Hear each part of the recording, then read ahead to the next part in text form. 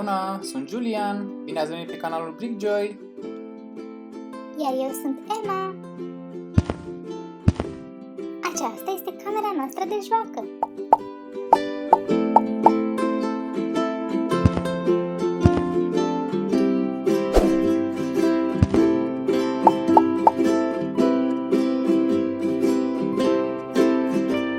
În videoclipul anterior ați văzut cele două noi seturi LEGO duplo.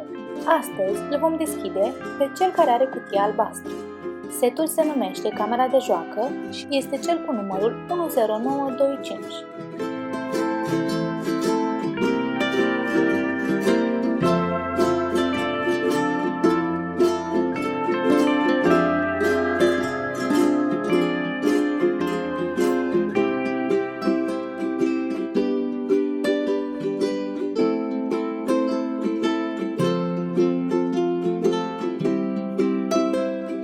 Acum că avem toate piesele, haideți să le sortăm pe culori.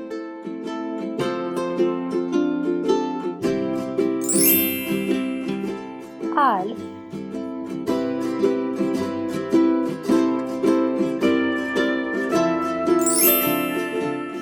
albastru,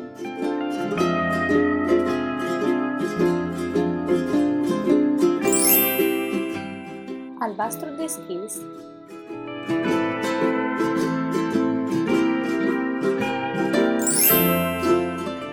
portocaliu,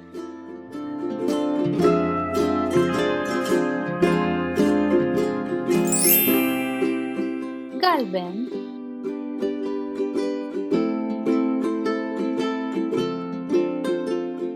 și noii noștri prieteni, Emma și Julian.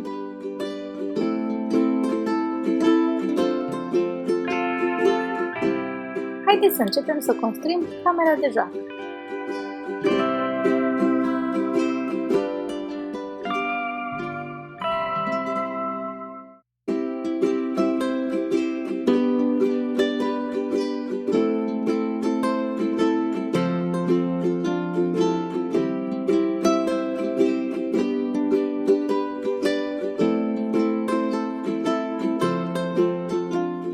Camera de joacă are și o fereastră galbenă foarte luminoasă.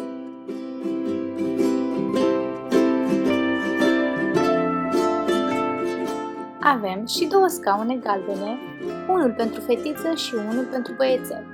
Julian pare foarte interesat de cele două baloane, așa că haideți să îi le punem în mânuță.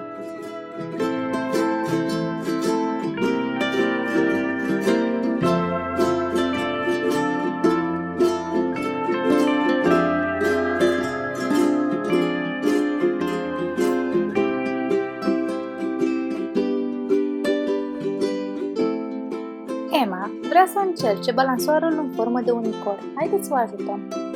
Se pare că nu merge așa.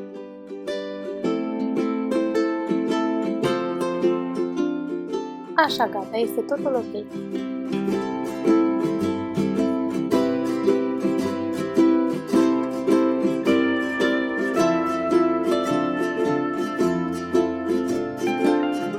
Avem chiar și câte o înghețată pentru cei doi prieteni ai noștri.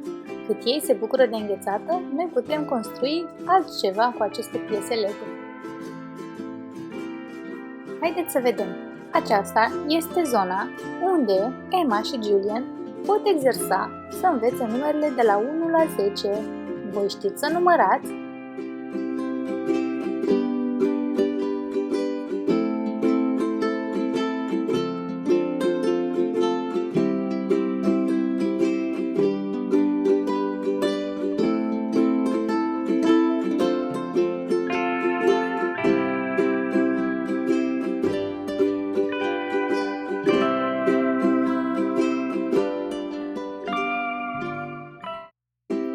Se pare că Emma și Julian vor să țină împreună baloanele. Haideți să-i ajutăm!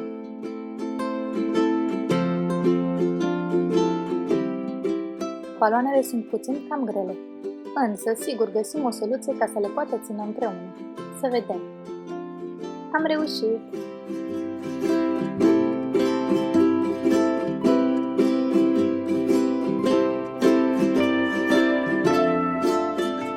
folosi aceleași piese pentru a obține o nouă construcție.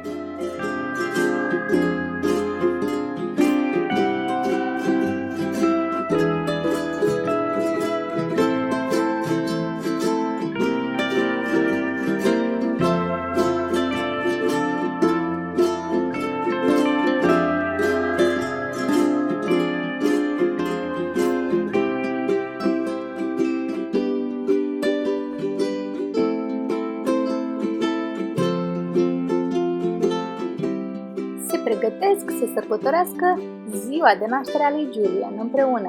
Emma a adus chiar și un cadou și câteva prăjiturele. Distracție plăcută, prieteni! Ne vedem data viitoare! Dacă v-a plăcut videoclipul nostru despre acest set LEGO duplo, puteți apăsa butonul de like. Pentru alte clipulețe despre alte seturi LEGO, puteți da subscribe canalului. La revedere!